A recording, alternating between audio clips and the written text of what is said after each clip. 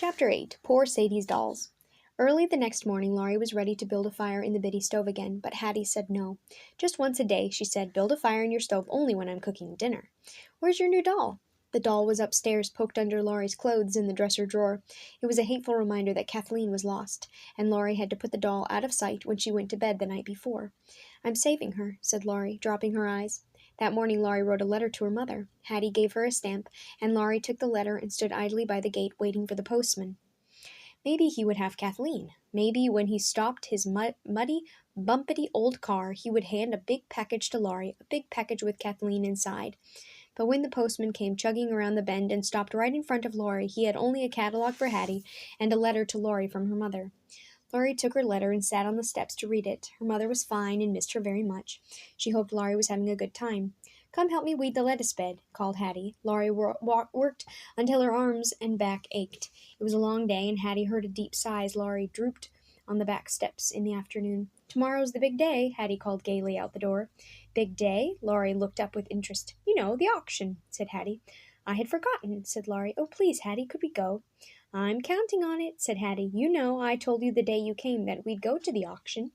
I'll fry some chicken and put it in a basket with some bread and butter with a jar of applesauce. We'll have a picnic and watch the crowd. Laurie tagged after Hattie, asking her questions about the auction until bedtime. Laurie woke up the next morning remembering that something exciting was going to happen that day. For a moment she couldn't remember what it was. Then she sat up happily. The auction.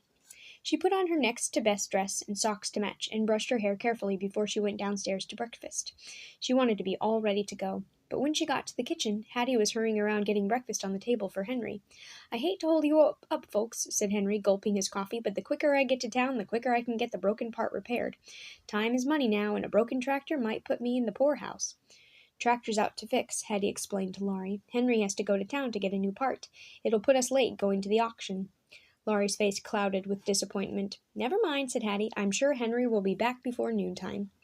I wonder when they'll put the dolls up for auction, said Henry, as he spread honey on his toast. That's a fact, said Hattie. They're going to sell off poor Sadie's dolls. Dolls? Asked Laurie. What kind of dolls? Sakes alive, said Hattie, drawing up her chair and reaching for the coffee pot. Did I forget to tell you about poor Sadie's dolls?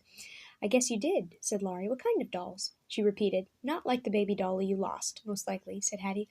Poor Sadie was the sister of Miss Evelyn Everett. Poor Sadie had dolls, oh, lots of dolls, old dolls. Goodbye, said Henry as he reached for his hat. If they don't have that part at the hardware store in the village, I might have to go clear to Brattleboro. Oh, shucks, said Hattie. Why did the tractor have to get broken today, of all days? If you aren't back by 10 o'clock, Laurie and I will walk. It's not over 2 miles, and I think our legs will carry us. How old was poor Sadie, and what happened to her? Asked Laurie. Poor Sadie? Oh, she was about 60 years old. She died 2 years ago, Hattie replied.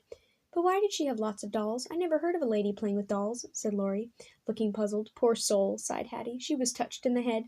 She was what? Asked Laurie. Touched in the head. Poor Sadie grew up in her body and lived to be an old lady, but in her mind she was never more than 10 years old. How terrible, said Laurie. Yes, but she was always sweet and gentle. Poor Sadie kept right on playing with dolls, even when she was an old lady. I should think the dolls would wear out if she played with them for that many years, said Laurie. They did, said Hattie, and that caused lots of trouble. Couldn't her family buy her some new ones? Asked Laurie. But she didn't like the new kinds of dolls. She wanted the old-fashioned kind of dolls she had had when she was a little girl. Her family did the best they could, said Hattie. First, they took all the old dolls out of their attic. Then the neighbors gave what they had. That's why there are no old dolls in our attic today. We gave them all to Miss Evelyn for poor Sadie. Why, she raked the countryside, getting all the old dolls in the country. It must have been sort of like the doll show I saw at the museum, said Laurie. Probably so, said Hattie. She would buy dolls for poor Sadie whenever she could get them and put them by. It got to be a regular occupation for Miss Evelyn, getting dolls for poor Sadie. Of course, she sometimes got dolls that were lots older than poor Sadie herself. Folks would get interested and send all kinds of old dolls, and Miss Evelyn kept them all. What happened after poor Sadie died? Asked Laurie, her eyes big with wonder at this strange story. Why, Miss Evelyn kept those dolls just as nice as you please. How she grieved for poor Sadie, but before she died she made a plan for selling everything, including the dolls, at a big auction for the orphans' home. Miss Evelyn was the last of the Everett line. And they're going to sell the dolls today? Asked Laurie with excitement. "That's right," said Hattie. "I hear that doll collectors are coming from everywhere. It seems funny to me. Grown folks collecting dolls. Of course, in Miss Evelyn's case, I could see why she did it. For poor Sadie. But somebody told me there are folks coming here from all over just to bid on poor Sadie's dolls."